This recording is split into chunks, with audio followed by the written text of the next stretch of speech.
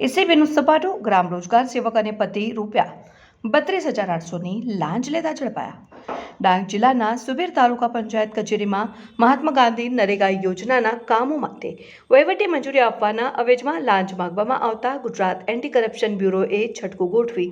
ગ્રામ રોજગાર સેવક અને તેના પતિને ₹32,800ની લાંચ સાથે ઝડપી પાડ્યા। એ જાગૃત નાગરિકની ફરિયાદને આધારે એસીબીએ આ સફળ ટ્રેપનું આયોજન કરી તેમણે તેમના ગામના 4 અરજદારોના મનરેગા યોજના અંતર્ગત જમીન લેવલિંગના કામકાજ માટેની ફાઇલો તૈયાર કરી આ ફાઇલોની વહીવટી મંજૂરી મેળવવા માટે ફરિયાદીએ સુબીર તાલુકા પંચાયત કચેરીની મનરેગા શાખામાં ફરજ બજાવતા ગ્રામ રોજગાર સેવક અનુસુયાબેન વાઇફ ઓફ હેમંતભાઈ પટેલનો સંપર્ક કરી અનુસુયાબેન